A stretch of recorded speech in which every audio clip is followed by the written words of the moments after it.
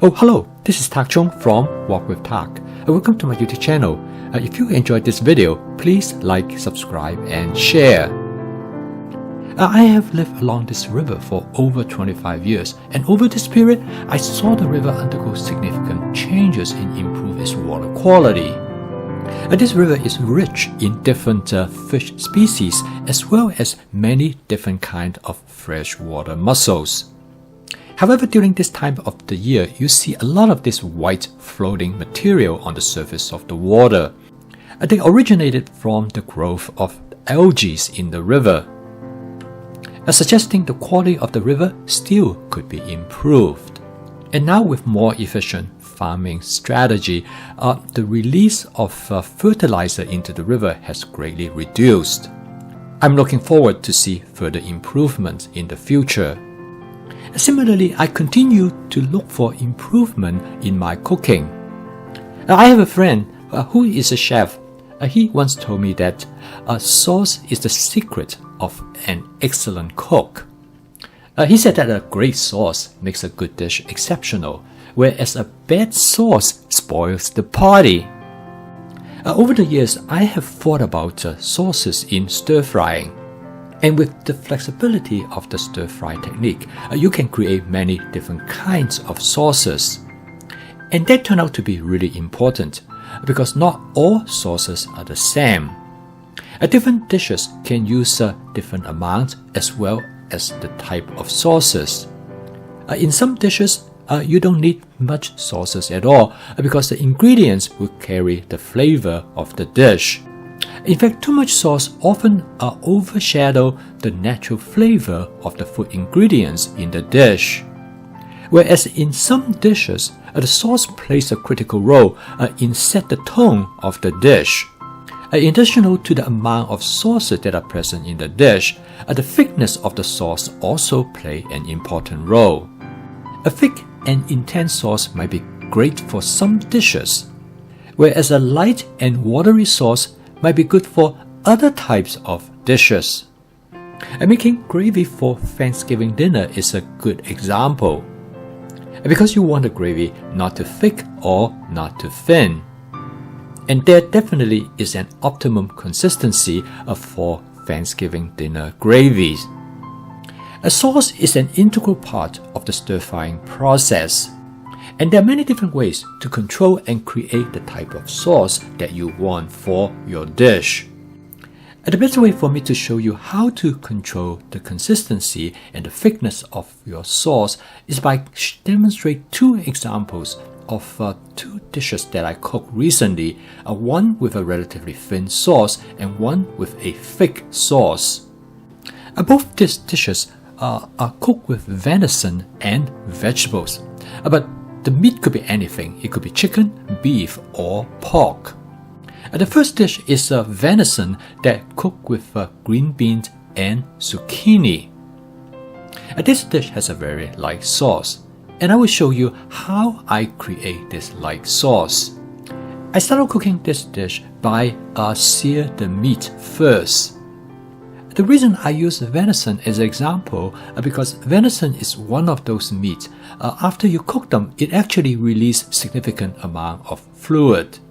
This is common with different kinds of meat, and it depends very much on the condition of the meat. The meat cooks very rapidly, usually in about 20 to 40 seconds, and then I add the green beans to the wok. This green bean has been blanched in boiling water for about 10 minutes until the color of the green bean turns vivid green. So in this cooking session, right now both of these ingredients add moisture to the wok.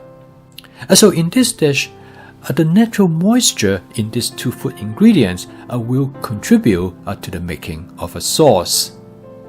Different food ingredients would vary in terms of the amount of moisture they have, and therefore will contribute differently to the final outcome of the sauce. I next add the zucchini to the wok. A zucchini contains less moisture than the green bean or the venison. In fact, the zucchini will absorb some of the fluids from the wok during the cooking process. So at this time, I watch the fluids in the wok very carefully. Now I'm going to flavor the dish with oyster sauce. You can tell when you pour oyster sauce into the wok, it is relatively thick. Because it contains cornstarch, which is a thickening agent. So by adding oyster sauce, you start to thicken the moisture in the wok. The ideal sauce is not too thick or too thin. If the sauce is too thin, it will dilute the flavor of the dish. If the sauce is too thick, the food can taste starchy, and the sauce becomes a barrier to the natural flavor of the food ingredients. So as you can see here, the addition of oyster sauce actually thickens the liquid in the wok. And the consistency of the sauce is just about right because it clings to the food ingredients. So most of the time when you introduce fluid into your stir fry is when you add the seasoning agents such as soy sauce or other type of sauces. In here, I add soy sauce to the dish to enhance the saltiness of the flavor. However, soy sauce is a fluid, so that will thin out the sauce and change the consistency of the sauce. And this is the reason I normally use oyster sauce and hoisin sauce as a seasoning strategy. I use only a very small amount of soy sauce unless I have to increase the saltiness of the dish beyond what the oyster sauce will provide. One thing, it is by design that many of the Asian sauces are thickened because they already contain a thickening agent, and most of the time it is cornstarch. This will normally provide the right consistency for the sauce. In stir fry, it is much better to have a thicker sauce that allow the food ingredients to cling to the sauce. This tends to make the flavor more intense. So this dish is a good example by achieving a proper balance of the sauces that already contain thickening agents versus things like water or soy sauce that you need to add to the wok.